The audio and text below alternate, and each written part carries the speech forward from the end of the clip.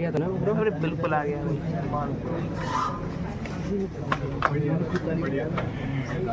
Good afternoon to my teachers and classmates. My name is Shikha from Group Synapse and I'm your host for the topic Caliber as your first teacher. प्रेरकर शिक्षक save वाचको दर्शकष्टता शिक्षको बोधक save शरीते गुरुः स्मृता.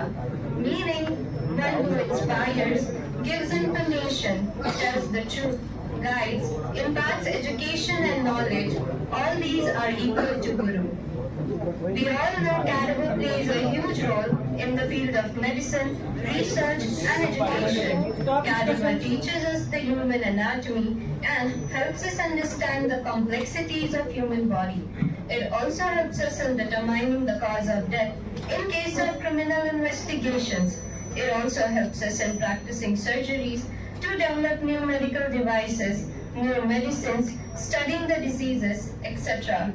Therefore, it is very important to inculcate good notions of human cadaveric dissection in order to have a scientific expertise of human body and to adhere to the values of humanity. The cadaver was a human before death, so it is now, after death. And respect being one of the most important attributes of treating a being shall not be crossed out here. Be very respectful to the cadaver so that you can establish a respectful bond with your patients in future, and always remember the way one handles the cadaver reflects about oneself. Now, I may call upon my group members to illustrate the phases and emotions a human goes through to inspire, educate, and help millions to lead a better and healthy life.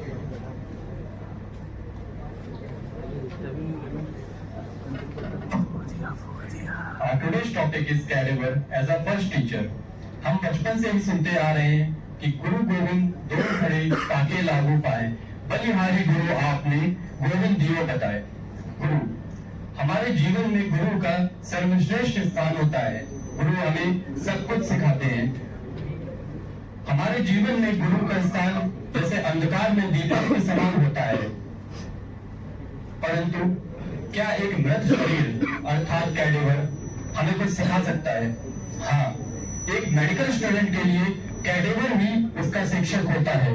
तो आइए चलते हैं dissection hall की ओर और कुछ medical student से उनकी परेशानियों के बारे में जानते हैं.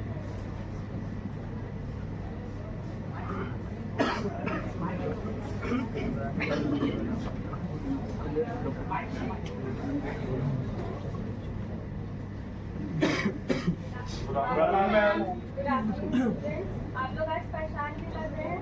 हमारे पास कैडावर नहीं है तो हम ऑर्गन ऑफ बोन्स के बारे में कैसे सीखेंगे? देखो बेटा, जो बॉडीज होती है वो काफी मुश्किल से मिलती है. अक्सर लोग अपनी बॉडी डोनेट भी नहीं करना चाहते. हम अरेंजमेंट से ट्राई कर रहे हैं. हर दिन इतने सारे एक्सीडेंट्स होते हैं, इतनी सारी लावारिस बॉडीज मतलब हम मिल जाती हैं. हम उनको ऐसा कैडावर क्यों यूज नहीं कर सकते? बेटा, एक्सीडेंटल बॉडीज को पोस्टमार्टम के लिए भेजा जाता है. तो उनकी आर्टरीज वेन सब कट जाते हैं, कुछ ऑर्गन्स निकाल लिए जाते हैं. तो उन पर आप अच्छे से स्टडी नहीं कर पाते. मैम, हम स्टडी कैसे करेंगे? हमारे लिए कैडावर कहाँ से आएगा? इंस्टीट्यूट जो बॉडीज प्रोवाइड होती है या बॉडी डोनेशन ऑर्गेनाइजेशन प्रोवाइड करवाती है. तो हम अरेंजमेंट से ट्राई कर रहे हैं. आप लोग पेशेंस करें. जैसे कि आप सब ने अभी देखा कि मेडिकल स्टूडेंट में कैडेवर न होने की वजह से मेडिकल के विद्यार्थियों को किस प्रकार की समस्या आती है. बात तो सच है कि गुरु बिना शिक्षा कैसे हो सकती है. तो आइए जानते हैं कि किसी संस्थान में कैडेवर कैसे आता है.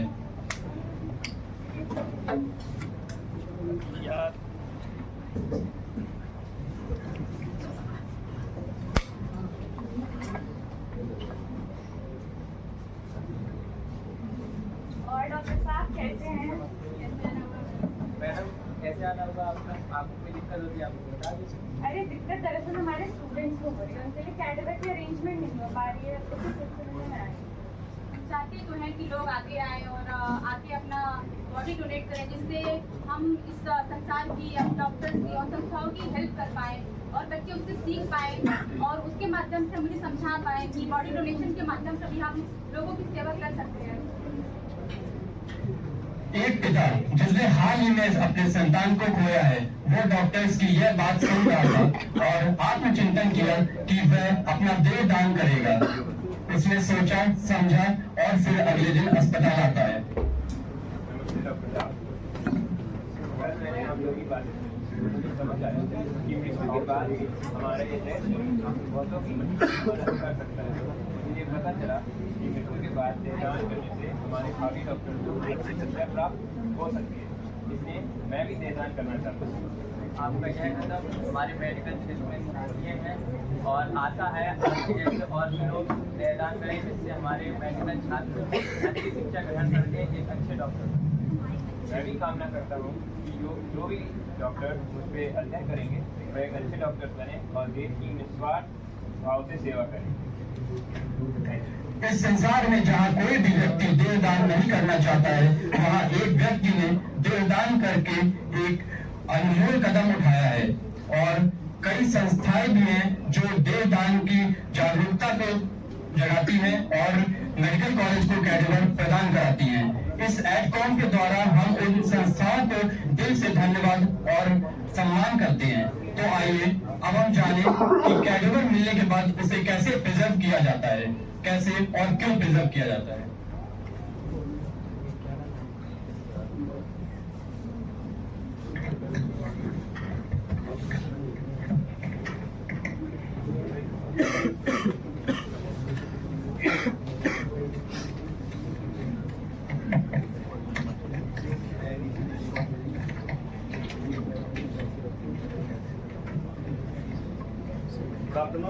Good afternoon.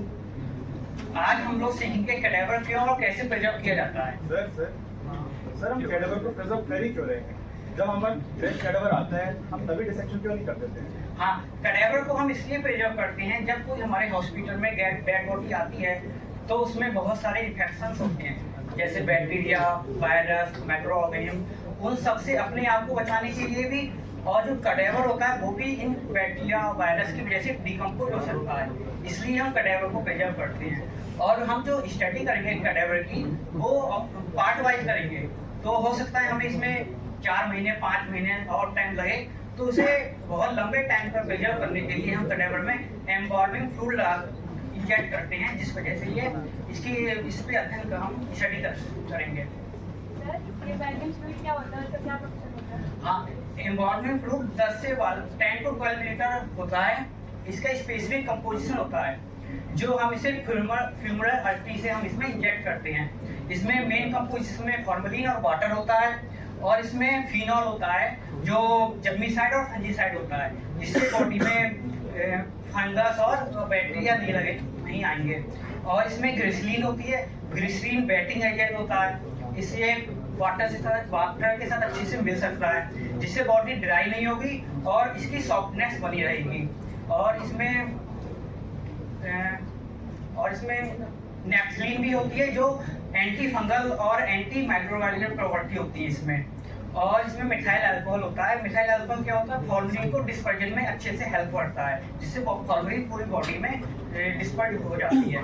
और इसमें सोडियम सिट्रेट होता है, जो बफर एजेंट की तरह काम करता है, और ये एंटी कॉगुलेंट भी होता है, जिससे बॉडी अच्छे से प्रिजर्व होती है।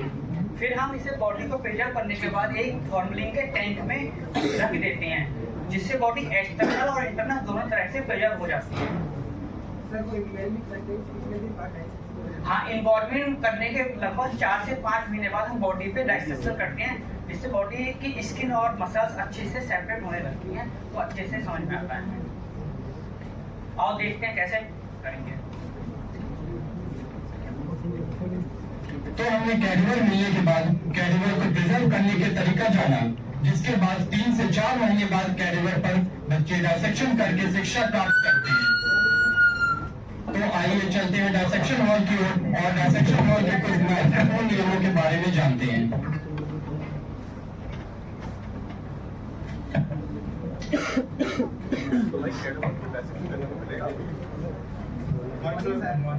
ये क्या है? ये बटन लगाओ, फास्ट जल्दी। और अगली बार डीएच में जब भी आएंगे बटन लगा के आएंगे, वरना नहीं आएंगे। ठीक है?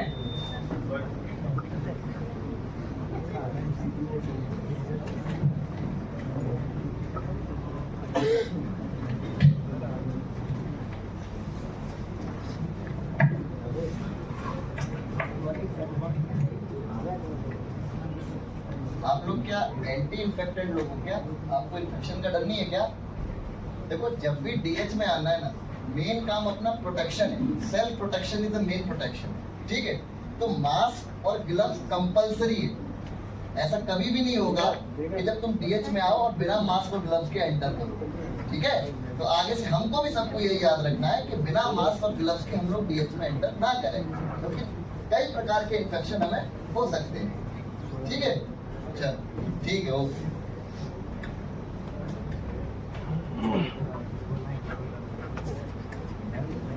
भाई स्कैल्पेल देना। ये क्या तरीका है स्कैल्पेल देने का? हंसो मत तुम, इससे उसको चोट तो लग ही सकती है और पता नहीं कौन कौन से इन्फेक्शन हो सकते हैं। अगली बार से ऐसा हो ना जाए। और स्कैल्पेल देने का सही तरीका है शार्प एंड ऊपर और हमेशा ऐसे दिया जाता है। ध्यान रखना, सॉरी वॉरी नहीं, अगली बार आने नहीं देंगे डीएच में। बहुत लगता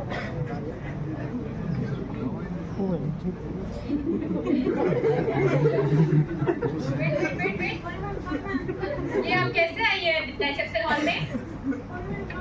तुरंत इसको बांधिए।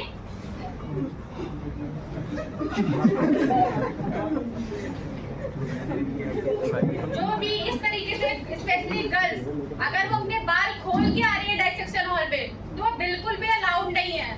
और सभी को no nail paints and no large nails, specially for girls. तो जब भी आप एंट्री कर रही है डाइसेक्शन हॉल में, आपको अपने बाल बांध के आने हैं। ठीक है? नेक्स्ट टाइम से नाइट तो आपको डाइसेक्शन हॉल में अलाउड नहीं होगा। चलिए ठीक है, जाइए।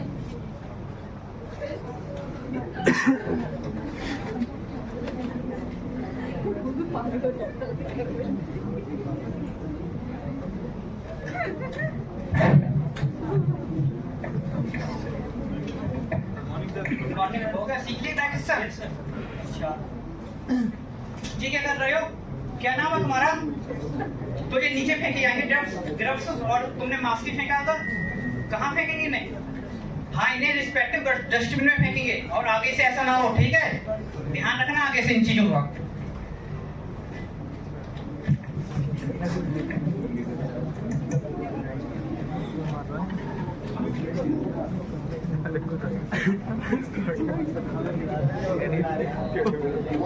कोल्ड ड्रिंक नहीं लाई? ये क्या तरीका है?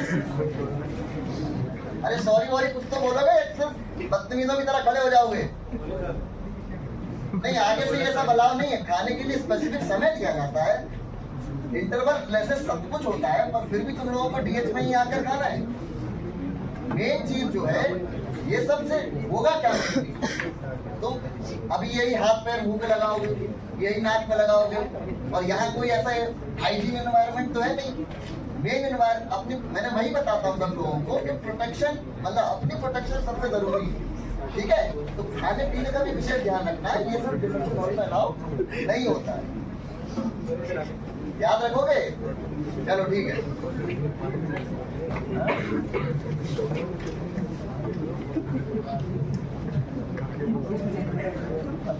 ओहो, अभी डाटा था, फिर ये नए आगे क्या था? आओ हमारा भी फोटो लेते, दोनों साथ लेते आओ। क्या मतलब है यार? ये सब अलाउ नहीं होता भाई। सिंपल सी बात याद रखो, इन्होंने जो अपना शरीर दान किया है वो तुम्हारे सेल्फी टैग और इंस्टाग्राम अकाउंट हैंडल को है मतलब भरने के लिए नहीं किया। इनका मेन पर्पस था कि इनके शरीर से सीखो, ना कि इनके शरीर को यूज करो अपने आप को पॉपुलर बनाने के लिए। नहीं, आगे से याद रखना, सॉरी तुम्हें फील होना चाहिए। मेन चीज ये नहीं है कि तुम कैडेवर के साथ कुछ भी करोगे, मेन चीज ये है तुम उसकी रिस्पेक्ट करना जानो। तो डिसेक्शन हॉल में हम सबका ये दायित्व है कि जब भी कैडेवर के साथ आए, प्लीज आई रिक्वेस्ट कोई भी फोटो ना ले, क्योंकि मेन चीज इनकी आइडेंटिटी इनकी परमिशन के बिना तुम इनको रिवील कर रहे हो, ये तो गलत बात है ना। तो आगे से हम सब लोग याद रखेंगे, ठीक है? अब तक हमने कैटेवर के अरेंजमेंट से कैटेवर के डायसेक्शन तक बहुत कुछ समझा और जाना है, जिसमें से डायसेक्शन हॉल के नियम सबसे ज्यादा महत्वपूर्ण है। अब हम अंत में यह जानने का प्रयास करते हैं कि कैटेवर को ससम्मान कैसे डिस्पोज करते हैं।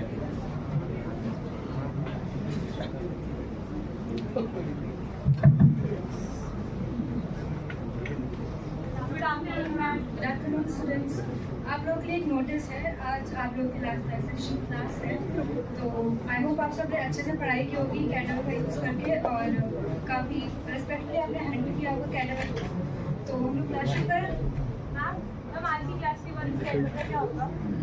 देखो हम लोग ना हमने डायसेक्शन किया इसका साल भर, तो अभी हम उसका डिस्पोजल करेंगे। डिस्पोजल में क्या होता है, जो हमने वेल डायसेक्टेड पार्ट का अच्छे से डायसेक्शन किया है उनका हम लोग उनको म्यूजियम में रखेंगे जो हमारे एनाटॉमिकल डिपार्टमेंट का है, और बाकी जो मोर्टल रिमेन्स है उनको हम लोग या तो क्रिमेशन करेंगे या फिर वैल्यू कर देते हैं। वो डिपेंड करता है कि हमारे पास जो बॉडी डोनेशन से आए हैं बॉडी, अगर कैटेवर ने अपनी इच्छा जाहिर की थी कि उन्हें किस तरीके से अपना लास्ट बोनस परफॉर्म करने हैं, तो हम लोग उसके हिसाब से इंडिविजुअल स्पेशलिस्ट के हिसाब से इनका सेरेमनीज परफॉर्म करते हैं। हाँ, हम जितने स्टाफ मेंबर्स होते हैं और फैकल्टीज होते हैं वो कैटेवर को थैंक्स गिविंग सर्विसेज प्रोवाइड करने के लिए सेरेमनीज परफॉर्म करते हैं, जिसमें इनके रिलेटिव्स वगैरह होते हैं। ठीक है। मृत शरीर हमें यह याद दिलाता है कि हम सभी को एक ना एक दिन इसका सामना अवश्य करना पड़ेगा, और इसलिए जीवन को सही मायने में जीने का मूल्य समझना जरूरी है कि किस प्रकार मरणोपरांत भी हम समाज के कल्याण कार्य में कार आ सकते हैं। मैं कैटेवर हूँ क्योंकि मुझमें जान नहीं है। मुझमें जान नहीं है, फिर भी मैं लाखों की जान बचाने में मदद करता हूँ। मुझे दर्द नहीं होता, फिर भी मैं लाखों का दर्द समझता हूँ। मुझे सुनाई, दिखाई और महसूस नहीं होता, फिर भी मैं डॉक्टर के माध्यम से लोगों को सुनने, देखने और इस विषय के बारे में पढ़ने में मदद करता हूँ। मैं कैटेवर आपको यही शिक्षा देता हूँ कि आप अपने से ज्यादा दूसरों को समझने में अपना समय व्यतीत करें। धन्यवाद।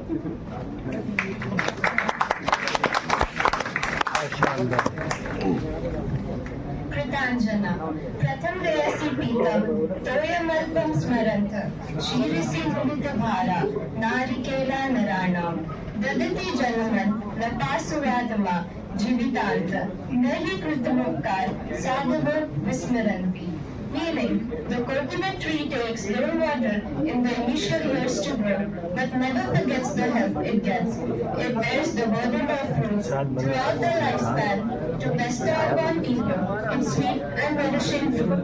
In the same manner, noble and righteous people will never forget the favor and help, however small it is, rendered to them and continue to serve the mankind throughout their life.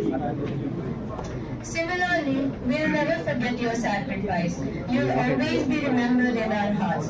No amount of gratitude would ever be enough to compare the selflessness with which you gave up your precious body for the betterment of medical field. You trusted us with your body. You educated us with your body. You made us feel more empathetic while dissecting the body. And most importantly, you honored us by giving us the permission to touch and tear your body. Not everyone is courageous enough to do so.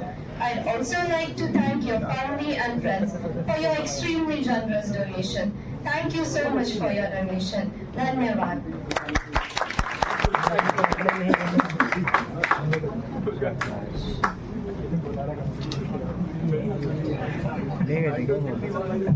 ये मैं हूँ ना, बन गया।